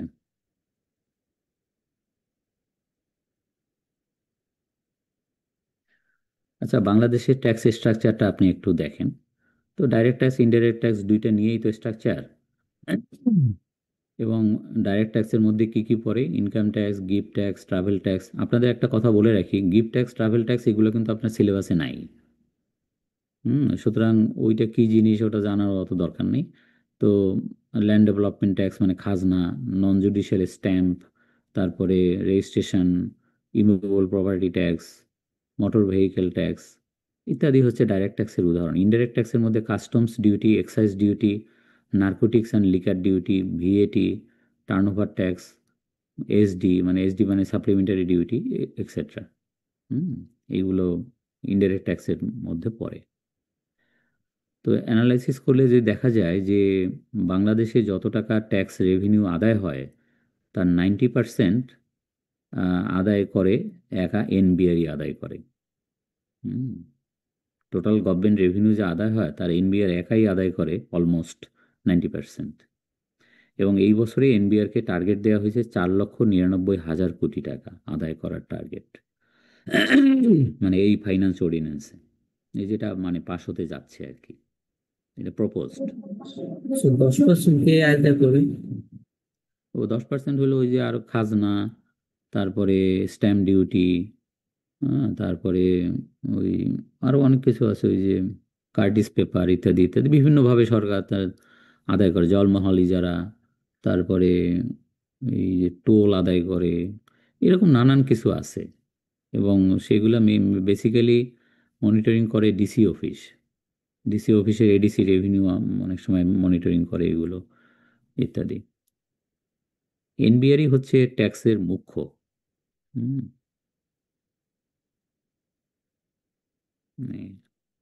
যেমন খাজনা আদায় করে হচ্ছে ল্যান্ড মিনিস্ট্রি সম্ভবত। এই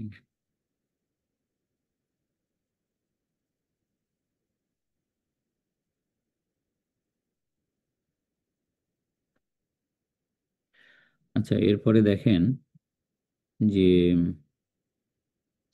এই যে 4,99,000 কোটি টাকা, এইটার বিভাজনটা হচ্ছে এরকম যে ডাইরেক্ট ট্যাক্স থেকে আদায় হবে 36.5%, ভ্যাট থেকে আদায় হবে 37.8%, আর বাকিটা ডিউটি থেকে আদায় হবে 25% আর কি।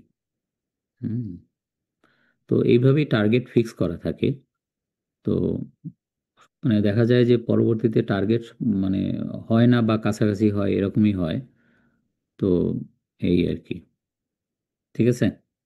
যদি স্যার কোনটা কভার হয়ে যায় সেই ক্ষেত্রে কি মানে কোনো এক্সট্রা ফ্যাসিলিটি বা ছাড় দেয় কিনা? না, এগুলো হয় কি যে সরকারের বাজেট আপনি বোঝেন কিনা। সরকারের বাজেট হচ্ছে সরকার ব্যয় বুঝে আয় করে। সরকার প্রথমে যখন বাজেট করতে বসে তখন তার কোন কোন খাতে কত টাকা ব্যয় হবে সেটা প্রথমে ফিক্স করে। যেমন স্বাস্থ্য খাতে কত ব্যয় হবে, শিক্ষা খাতে কত ব্যয় হবে, প্রতিরক্ষা খাতে কত ব্যয় হবে, সরকারি চাকরিজীবীদের যে বেতন দিতে হবে সেখানে কত ব্যয় হবে, এইগুলো প্রথমে সব ঠিক করে। তো বাজেট তো দুই ধরনের, একটা হচ্ছে আপনার রেভিনিউ বাজেট আর একটা হচ্ছে ডেভেলপমেন্ট বাজেট। তো এখন সেই বাজেটে আপনার কোথায় কত খরচ হবে সেটা প্রথমে সরকার ঠিক করে। তো ঠিক করলো যে সরকারের এখন ব্যয় হবে কত, এবছরে দেশ চালাইতে গেলে সরকারের ব্যয় হবে ধরেন কথার কথা যে 100 টাকা ব্যয় হবে, কথার কথা। এখন সরকার বসে যে আমার এই 100 টাকা কোত্থেকে হবে, মানে কিভাবে আমার আয় হবে কিভাবে। তো আমরা সংসারে কি করি, আমাদের সংসার জীবনে আমরা আয় বুঝে ব্যয় করি, আর সরকার উল্টা করে, সরকার ব্যয় বুঝে আয় করে। বুঝতে পারছেন? তো সরকার ধরেন ঠিক করলো যে আগামী বছর দেশ চালাইতে গেলে আমার 100 টাকা খরচ হবে। তো 100 টাকা কিভাবে আসবে? ইনকাম ট্যাক্স থেকে আসবে 30 টাকা, ভ্যাট থেকে আসবে 30 টাকা, তারপরে এখান থেকে ডিউটি থেকে আসবে, এদিক ওদিক নন ট্যাক্স রেভিনিউ থেকে আসবে। সব কিছু আসার পরেও দেখা যায় যে কত আসে, মোট আসছে 80 টাকা। এত কিছুর পরেও দেখা যায় যে আয় হচ্ছে 80 টাকা। তাহলে আর বাকি 20 টাকার সংস্থান কিভাবে হবে? বাকি 20 টাকার সংস্থান হবে লোন করে। এটাকে বলা হয় ডিফিসিট বাজেট। এবং আমাদের এই বাংলাদেশে আমরা বিগত অনেক বছর যাবৎ দেখতেছি এই ঘাটতি বাজেট বা ডিফিসিট বাজেট, অর্থাৎ সরকারের যা স্যার কি, বাংলাদেশে কি কখনো সারপ্লাস বাজেট হয়েছিল বা উদ্ধৃত এটা আমার বাজেট জানা নাই। না, সারপ্লাস বাজেট আমরা দেখিনি, আমি দেখিনি। তো বরাবর এই ডিফিসিট বাজেটই দেখে আসতেছি। এবং এই সরকার এই লোন করে মানে দেশ চালাচ্ছে, মানে পুরোটা কাভার হচ্ছে না। বুঝতে পারছেন? এবং এই লোনের আবার দুইটা শ্রেণী, একটা হলো দেশীয় লোন আর একটা হলো বৈদেশিক লোন। সরকার স্যার ব্যাংক খাত থেকেও লোন করে, বিদেশ থেকে। হ্যাঁ, থেকে যেটা নেয় ওটা। হ্যাঁ, কি? স্যার বৈদেশিক লোন মিন্স আইএমএফ থেকে যেটা নেয় ওটা। শুধু আইএমএফ হবে কেন? ওয়ার্ল্ড ব্যাংক আছে, আইএমএফ আছে, তারপরে আরো তো অনেক আছে, এশিয়ান ডেভেলপমেন্ট ব্যাংক আছে, নানান রকম আছে। যাই হোক, সেগুলো আছে, অত ডিটেলসে তো আমরা যাব না, কারণ আমাদের তো ওইটা সাবজেক্ট না। বুঝছেন? আপনি কোশ্চেন করলেন, তাই আপনাকে বলতেছি যে বিভাজনগুলো কিভাবে হয় আর কি। ঠিক আছে? তখন তো বুঝতে তো পারলেন সরকারের যে বাজেট প্রক্রিয়া অন্তত ফিসকাল ল এর একটা অংশ। তো আমরা ফ্যামিলি বাজেট যেটা করি, আয় বুঝে ব্যয় করি, সরকার উল্টা করে ব্যয় বুঝে আয় করে। হুম। তো সেইভাবে টার্গেট ফিক্স করে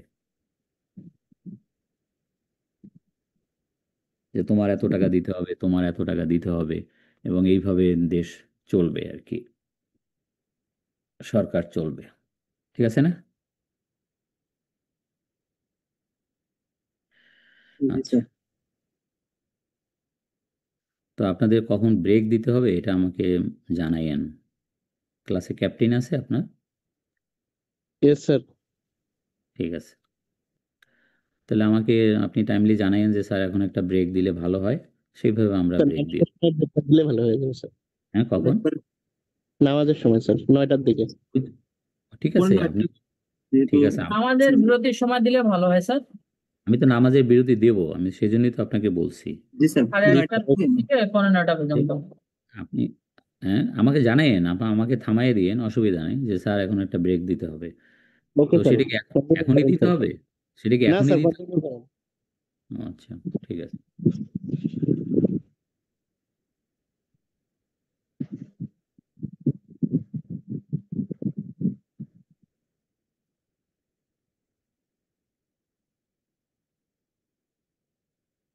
কিছু দেখতে পাচ্ছেন? Yes sir. Yes sir. Tax right. আপনি ডান দিকের লেখা পড়বেন না। শোনেন, আপনাকে নিয়ে কিছু কথা বলে নিই। আপনি ডান দিকের এই সাউন্ড অফ করেন। সাউন্ড খোলা কার? হুম?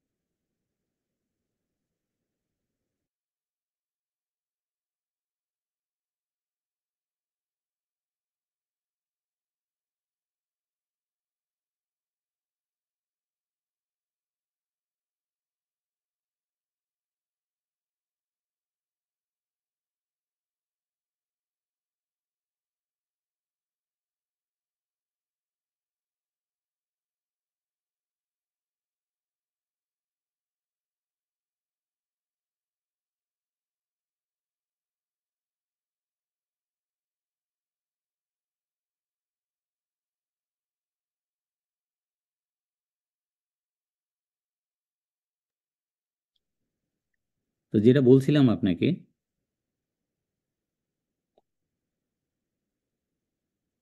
হয়ে গেল। জি স্যার। আচ্ছা, সেটা হলো এই যে বিগত সরকার কিন্তু বাম পাশেরটা দিয়ে গেছে, মানে আমরা আমাদের যেটা কাজে লাগবে সেটা হলো বাম পাশেরটা, 25-26 অ্যাসেসমেন্ট ইয়ার। ঠিক আছে? ডান পাশেরটা আপনার জানার দরকার নেই। ডান পাশেরটা আপনার বর্তমান কেয়ারটেকার গভর্নমেন্ট এইটা ঘোষণা করছে, সেটা হলো 26-27, 27-28 কর বছরের জন্য। তো এইটা তো আপনার দরকার নেই, তো এটা আমার কোনো কাজে আসবে না। আমার কাজে আসবে বাম পাশেরটা। তো বাম পাশের নেক্সট হ্যাঁ, পরীক্ষাতে Recording stopped. ডান পাশে যেটা আছে স্যার ওটা কি নেক্সট এক্সাম থেকে স্যার আমাদের কাজে লাগবে বা তারা যারা দেবে? ডান পাশেরটা Recording কোনো in কাজেই লাগবে progress. না। ডান পাশেরটা আপনার কোনো কাজেই লাগবে না। আচ্ছা হ্যাঁ, এই আর কি। আপনি বাম পাশেরটা দেখেন শুধু। জি স্যার। আর স্যার এই যে এখানে স্যার ওমেন যারা আছেন তাদেরকে স্যার 4 লক্ষ টাকা তো স্যার 0%। তো 4 লক্ষ পরে থেকে স্যার কি ওনাদের কি স্যার যে আবার 1 লক্ষ টাকা বা 4 লক্ষ টাকা এরকম কি হবে না স্যার 5 লক্ষ টাকা থেকে কাউন্ট করা হবে ওনাদের? সবই হবে, আমি তো এটা শুধু দেখাচ্ছি, এখন আপনাকে অঙ্ক করাবো তো। আচ্ছা দেখতে থাকেন, দেখতে থাকেন, জি, অধৈর্য হয়েন না। হুম, আচ্ছা।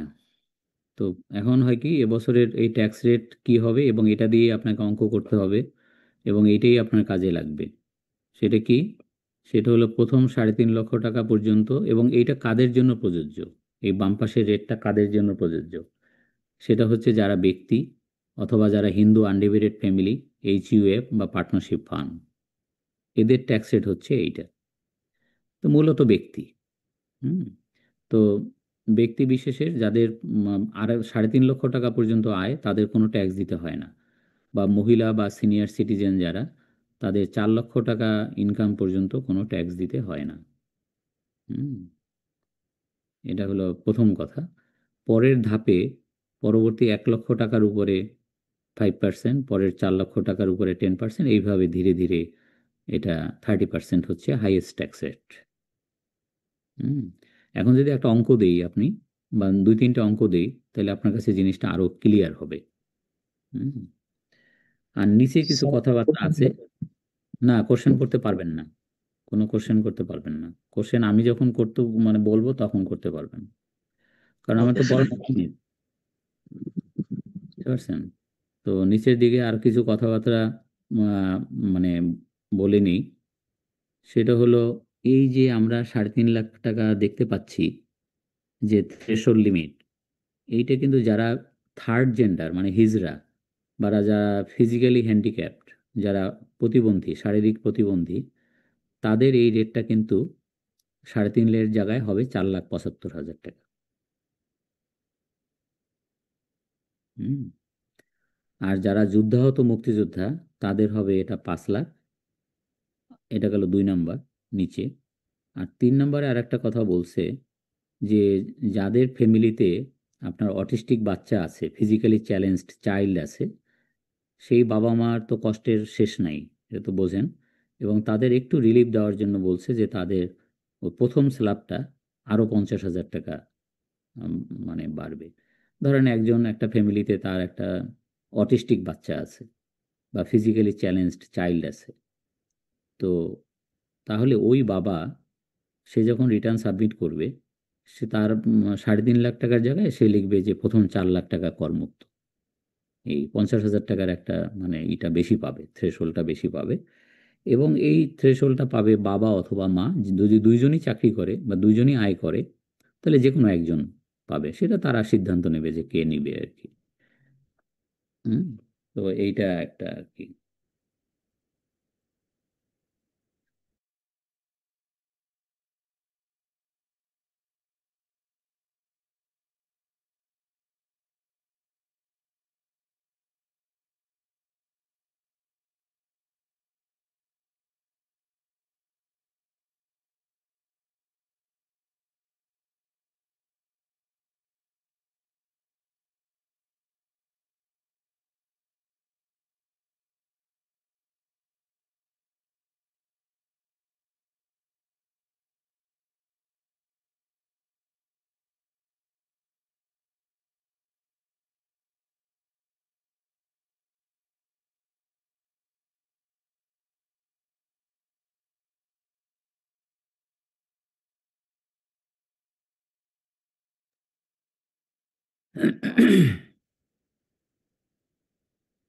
তো একটা ফ্যামিলিতে যদি 2টা বাচ্চা অটিস্টিক থাকে তাহলে কিন্তু ওই 50-50 1 লাখ টাকা পাবে প্রতিটা বাচ্চার জন্য 50,000 টাকা। এটা গেল 3 নাম্বার। আর 4 নম্বরে হচ্ছে যে লোকেশন ভিত্তিতে মিনিমাম ট্যাক্স হচ্ছে 3,000, 4,000 বা 5,000। এটা হলো 25-26-এ, 26-27-এ অবশ্য এক দেশ এক রেট 5,000। স্যার একটু কাইন্ডলি স্যার আমার একটা কোশ্চেন ছিল স্যার। বলেন স্যার ওই যে যেটা হচ্ছে প্রতিবন্ধী যদি ছেলে বা মেয়ে যদি 2টো বা 3টে থাকে তাহলে সেক্ষেত্রে কি একটার জন্য 50,000 করে স্যার? তাই তো বললাম এইমাত্র। আপনার তো কোশ্চেন করতে নিষেধ করছিলাম, বলছিলাম কি আমার এই পুরো স্লাইডটা পড়ানো হলে আমি তখন বলবো যে আপনাদের কারোর কোনো কোশ্চেন, তো সে কথা শুনলেন না। ঠিক আছে, সরি স্যার, ঠিক আছে। বলছি তো যদি 2টা বাচ্চা থাকে তাহলে 50-50 1 লাখ, এটা বলছি না স্যার? বলছিলেন একটু আগে। তাইলে আচ্ছা। তো এই হচ্ছে বিষয়, মানে টোটাল এটা দেখানো হলো। যেটা বলতে চাচ্ছিলাম যে 5,000, 4,000, 3,000 এটা কিন্তু এলাকা ভিত্তিতে, অর্থাৎ ঢাকা চিটাগাং সিটি কর্পোরেশনের যারা করদাতা, আমি 4 নাম্বারটা পড়াচ্ছি, ঢাকা চিটাগাং সিটি কর্পোরেশনের যারা করদাতা, ওই এলাকার যারা করদাতা তাদের মিনিমাম ট্যাক্স হচ্ছে 5,000। বাংলাদেশের যে অন্যান্য সিটি কর্পোরেশন অর্থাৎ মানে বরিশাল, খুলনা ইত্যাদি আপনার তাদের এই হচ্ছে 4,000। আর সিটি কর্পোরেশনের বাইরে যারা করদাতা তাদের হচ্ছে মিনিমাম ট্যাক্স হচ্ছে 3,000। তো বাংলাদেশকে 3টা ভাগে ভাগ করা হয়েছে, সেই ভাগের ভিত্তিতে তাদের মিনিমাম ট্যাক্স হচ্ছে 3,000, 4,000 বা 5,000। এটা 25-26-এ আর কি। এই তাহলে এইটা গেল নিচের 1, 2, 3, 4। এখন আমাদের বাকি থাকে কি? এখন আরেকটা কথা বাকি থাকে যে সিনিয়র সিটিজেন মানে কি? সিনিয়র সিটিজেন মানে হচ্ছে যে সমস্ত পুরুষের বয়স 65 বছর বা তার ঊর্ধ্বে তারা হচ্ছে সিনিয়র সিটিজেন। তো তারা ওই মহিলাদের মতো মানে ওই 4 লাখ টাকার স্ল্যাবে পড়বে। প্রথম স্ল্যাবটা তাদের হবে 4 লাখ, সোজা কথা আর কি। এই তাহলে এখন মোটামুটি আপনার নিচের 1 2 3 4 এগুলো তো পড়ানো শেষ। তারপরে যদি কোনো কোশ্চেন থাকে আপনি করবেন, তাতে অসুবিধা নেই। এখন আপনাকে একটা কোশ্চেন আমি করি, সেটা হচ্ছে কারোর যদি 5 লাখ টাকা ইনকাম হয় তাহলে তার ট্যাক্স হবে কত? এইটা আপনি বের করতে পারবেন কিনা? বাম পাশে না, পারবেন না, আমি করাই দিতেছি। তো কারোর যদি 5 লক্ষ টাকা ইনকাম হয় তো তার ট্যাক্স হবে কত? উত্তর হচ্ছে তার 5 1.5 লাখ লক্ষ টাকার উপর 5%। হয় নাই, এটা পারবেন না, আমি করাই দিচ্ছি, তা আমার উপর একটু ভরসা রাখেন না। স্যার 4.5 লাখ মানে 3.5 লাখ থেকে 4.5 লাখ পর্যন্ত 5%, আর যে Recording 5% stopped. বাকি আছে 50,000 বাকি আছে ওটার উপরে 10%। স্যার 10,000 টাকা। আপনি না, করাই দেন। হয় নাই, কারোরই হয় নাই, আমি করাই দিচ্ছি। স্যার 45,000 টাকা। 45,000 হয় নাই। আচ্ছা যাই হোক, এটা কেউ পারবেন না, শুধু শুধু শুধু শুধু চেষ্টা করতেছেন। এত সোজা জিনিস অথচ পারতেছেন না। স্যার 10,000 টাকা হতে পারে। না, হবে না, আমি করাই দিচ্ছি। এই যে আমি কলম নিছি, করাই দিচ্ছি। কিভাবে করাবো দেখেন। অন ফার্স্ট টাকা 3.5 lakh, NIL nil. On next টাকা 1 লাখ, 5% 5,000। অন ব্যালেন্স আর বাকি থাকে 50,000, এটা পড়ছে তার পরের ধাপে 10%। ও 10,000, তাই তো, হ্যাঁ 5,000। স্যার আমি 10,000 বলছিলাম। ও তাহলে আপনারটা ঠিক আছে। এই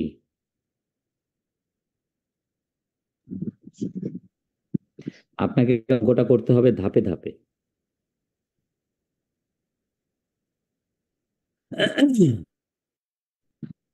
ধাপে ধাপে অঙ্কটা করতে হবে। অর্থাৎ আমার আয় কত? 5 লাখ বুঝি টাকা। নাই স্যার অঙ্কটা। হ্যাঁ, আমার আয় কত? 5 লাখ টাকা। আমার ট্যাক্স হবে কত? 10,000 টাকা। কিভাবে বের হবে? এই 5 লক্ষ টাকার ভিতরে প্রথম 3.5 লক্ষ টাকার উপরে কোনো ট্যাক্স দিতে হবে না, শূন্য। তারপর পরবর্তী 1 লাখ টাকার উপরে 5%-এ 5,000। তাহলে এই গেল 3.5 লাখ, আর 1 লাখ 4.5 লাখ। আর বাকি থাকে কত? 5 লাখে আর বাকি থাকে কত? 50,000। এই 50,000 পড়ছে আপনার থার্ড স্ল্যাবে। 4 লাখ টাকার যে স্ল্যাবটা দেখতে পাচ্ছেন ওইটার মধ্যে পড়ছে, যে ওই ওই 10%। তার মানে 50,000 টাকা 10%-এ হচ্ছে 5,000। তার মানে 5 লাখ টাকা যদি কারোর আয় হয় তার 10,000 টাকা হবে ট্যাক্স, ছেলেদের আর কি। মেয়েদের ভিন্ন, মেয়েদের আবার আবার নতুন করে করতে হবে আর কি। মেয়েদের হবে সম্ভবত, মেয়েদের কত হবে বলেন তো? স্যার 5,000। 5,000 হবে। 5,000 টাকা স্যার। হ্যাঁ, প্রথম 4 লাখ টাকা শূন্য, পরের 1 লাখ টাকার 5%-এ 5,000 টাকা। মানে একই চাকরি করতেছে একই বেতনে একটা ছেলে একটা মেয়ে, তো ছেলের ট্যাক্স হবে 10,000, মেয়ের ট্যাক্স হবে 5,000। ঠিক আছে? জি স্যার।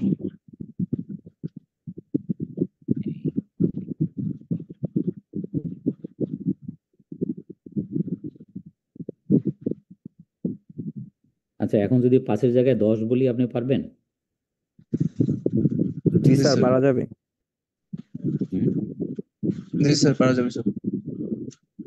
পারা গেলে করেন। আর যদি মনে করেন যে ব্রেকের পরে করবেন তাও করতে পারেন। স্যার ব্রেকের আগে স্যার একটা কোশ্চেন ছিল স্যার, রেট নিয়ে হ্যাঁ স্যার। বলেন, হ্যাঁ বলেন। এখানে আমরা দেখতে পাচ্ছি মানে 6 নাম্বার স্ল্যাব যেটা মানে নেক্সট 20 লাখ টাকার হচ্ছে 25%। হুম, দেন হচ্ছে রিমেইনিং ব্যালেন্স মানে এরপরও যদি থাকে তাহলে 30%। কিন্তু আমাদের আইসিএবি থেকে যে স্টাডি ম্যানুয়াল প্রোভাইড করা হয়েছে ওইখানে যে 5 নম্বর স্ল্যাব আছে 20% যে স্ল্যাবটা, তারপরই বলা হয়েছে রিমেইনিং পোর্শনের উপর 25%। তো এই দুইটার মধ্যে ডিফারেন্স কেন? আইসিএবির স্টাডি ম্যানুয়ালটা পুরানো। আপনাকে প্রথমেই আজকে ক্লাসের শুরুতেই বলছি আপনাকে পড়তে হবে আপডেটেড ল। আপডেটেড লটা আমার কাছ থেকে পাবেন। বুঝতে পারছি?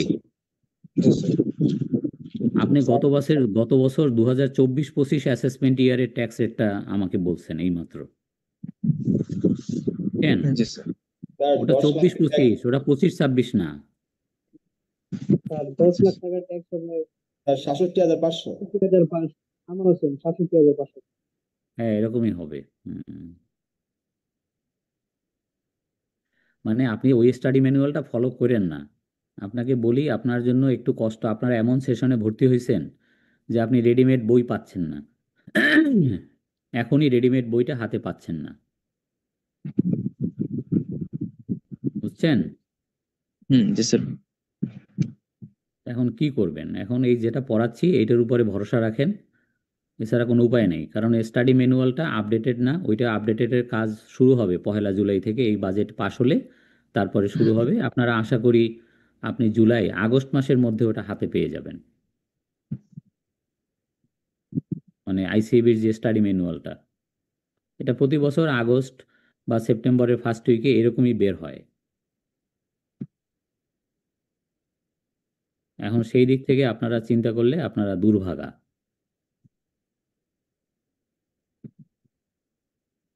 বুঝছেন? জি স্যার। কি করবেন বলেন? এমন একটা সেশনে ভর্তি হয়েছেন যেটা আইসিএবি থেকে কি আপডেট বুকটা কালেক্ট করা যাবে শুধু ট্যাক্সের?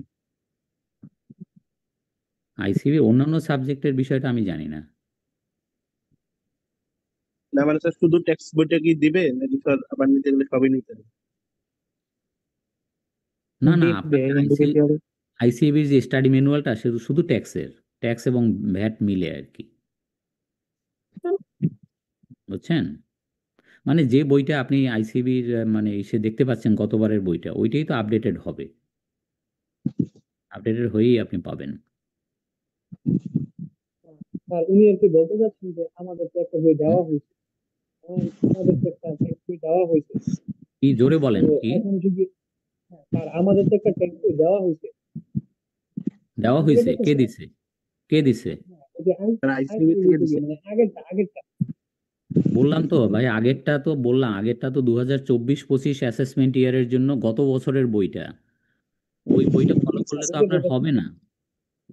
স্যার এখন নতুন করে যে 25-26 ইকোনমিক ইয়ার ওর ফিসকাল ইয়ার বইটা নেওয়ার জন্য আমাদের কি করা লাগবে? না না, 25-26 ফিসক্যাল ইয়ার না, 25-26 অ্যাসেসমেন্ট ইয়ার। হ্যাঁ সরি অ্যাসাইনমেন্ট ইয়ার নেওয়ার জন্য আমাদের কি করা লাগবে?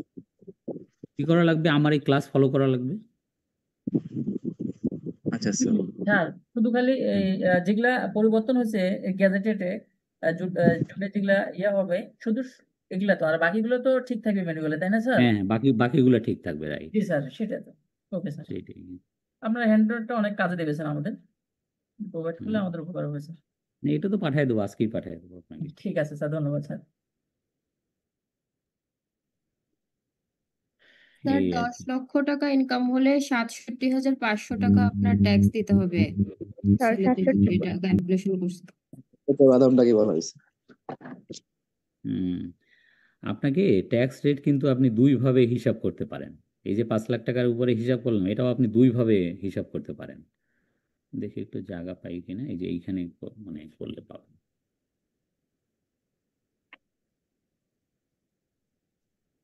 যে 5 লাখ টাকা করায় দিলাম, ওইখান থেকে আমি এইভাবেও আপনি করতে পারেন।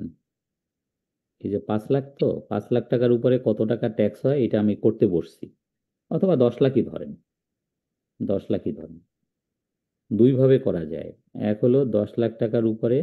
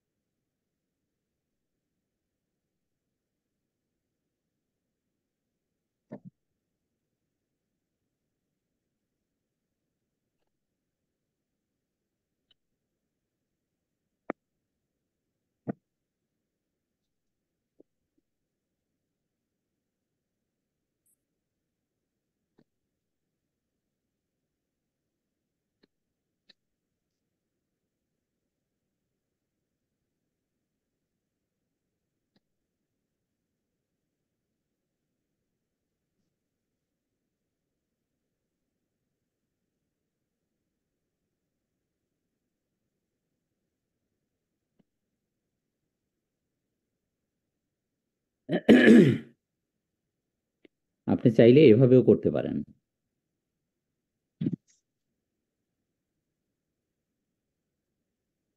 মানে তাহলে হয় কি আপনার ওই যে আর আরেকটা মেথড হলো যেটা আপনাকে আগে করাই দিছি ওইটা।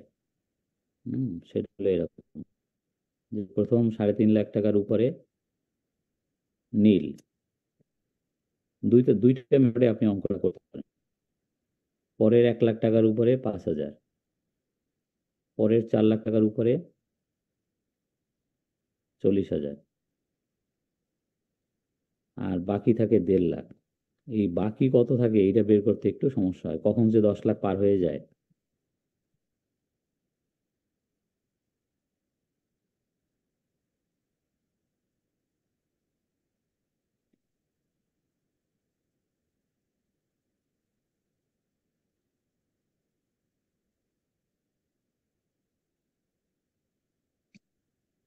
আপনার দুইটা মেথড এখানে দেখতে পাচ্ছেন। স্যার অঙ্কটা বুঝি নাই। অঙ্কটা বোঝেন নাই? 5 লাখ টাকা বুঝছিলেন?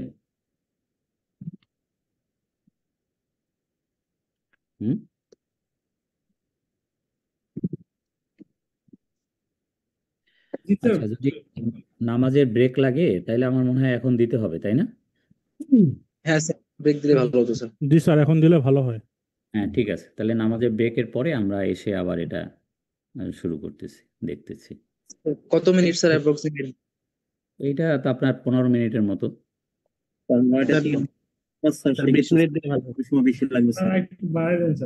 ঠিক আছে, তাইলে 9:10 ফিরে আসেন। ওকে স্যার, ভালো আছে আমার তো